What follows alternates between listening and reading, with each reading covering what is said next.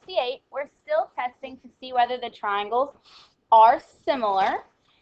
So in problem 68, do we have information about all three sides? Yes. So once again, we get to use what conjecture? Side, side, side similarity. So let's make our three bubbles. Okay. Now let's label the two triangles before we start filling this out. So in this top triangle, what is my small side? 21. What's my medium? 24. And what's my large? 30. What's my small down here? 14. What's my medium? 16. What's my large? 20.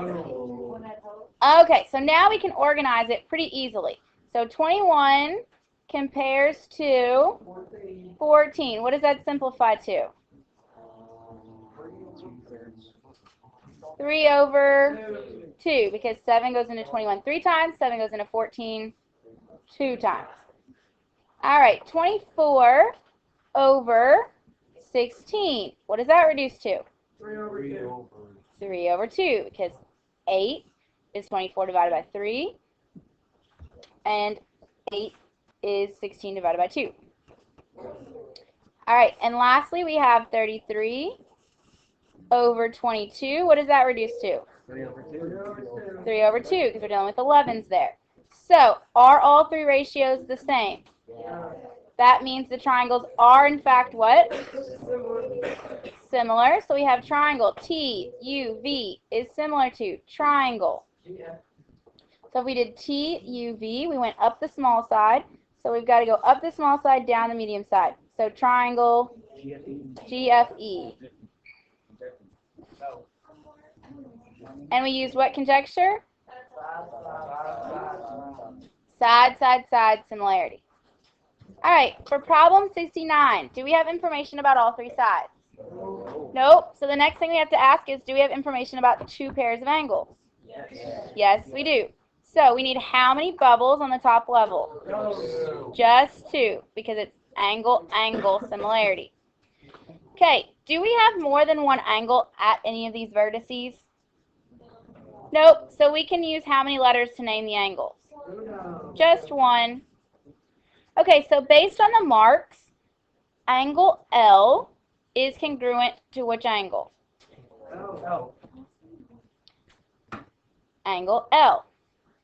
Now, because L is used in both triangles, I am actually going to go back and use three letters. Do I have to? Not necessarily, because there's only one angle at each vertex, but just to be clear about what angle I'm talking about, I am going to go back and use three letters. So, we've got angle. Let's say I do angle ELF is congruent to angle. So I've got angle ELF would be congruent to angle MLN. Because E had 3 marks in it, M had 3 marks in it. L has 2 marks, L has 2 marks.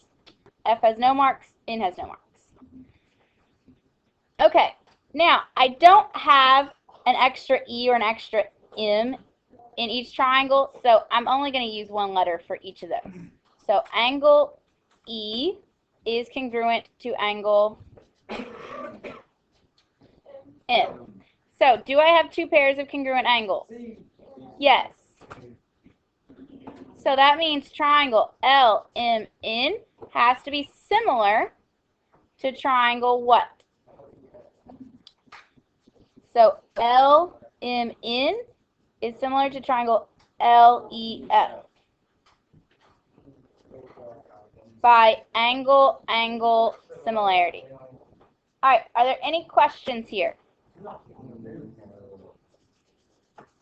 Okay, finding the missing links, the triangles are similar. So we know that if we have similar triangles, the sides are what? They're similar, therefore we can write a proportion. So we need to figure out what corresponds to what. So in problem 70, the 24 side is going to correspond to what side up here? 28, which means question mark corresponds to what? 30. So let's set up a proportion. So let's set up a proportion. We've got 28 compared to 24 is equal to, got to go back to the triangle that we started out with on top. So question mark over 30. How do we solve a proportion? Cross multiply. So that means 30 times 28 is equal to 24 question marks. What is 30 times 28?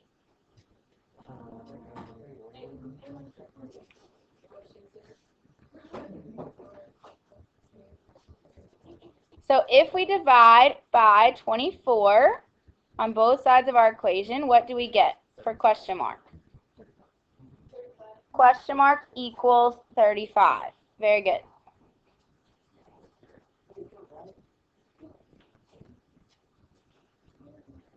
Okay, for problem 71, we've got to be careful here about the orientation. So the 36 side compares to what side in the other triangle?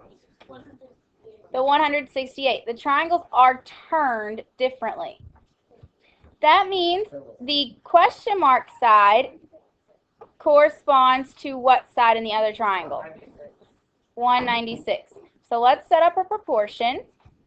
We've got 168 over 36 is equal to 196 over question mark.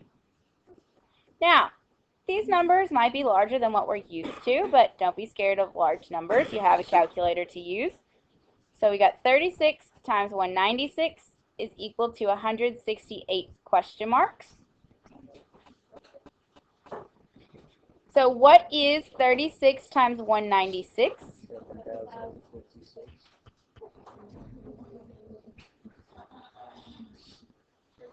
Now we need to divide both sides of our equation by 168 to get question mark by itself. And when we get question mark by itself, we learn that question mark is what value? 42. Very good. And use your common sense. Go back, make sure it makes sense. 42 here is bigger than 36. And we know that it corresponds to the bigger side. So yes, it makes sense. Okay, 72. Now, we're going to set up a proportion, but we're going to see that we wouldn't even necessarily need to set up a proportion here, because take a look at the two sides that are labeled on this triangle. What are they? They're equal. They're 8 and 8, which means if 8 corresponds to 12, what does 8 have to correspond to? 12. So let's set this up. 8 over 12 has to equal 8 over question mark. So that means that question mark has to equal, you can clearly see that question mark has to be, I don't even have to multiply it out. Question mark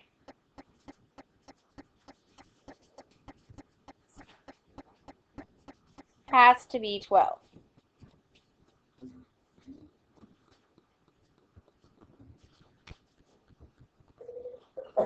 Okay, for problem 73, we need to find question mark. So we have to use that side. So we're going to say that question mark over what is that side in our small triangle? Over 60 equals. Now we actually have different options here. What's one option that we could use? We could use 60 over 50, or we could use 78 over 65. I'm going to go with the easier numbers, so I'm going to do 60 over 50.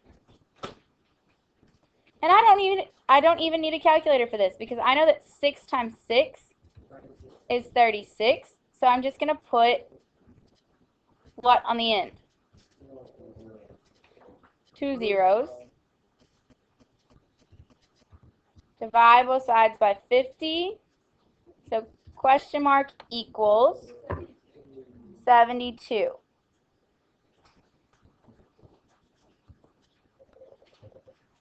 Okay, are there any questions on this one?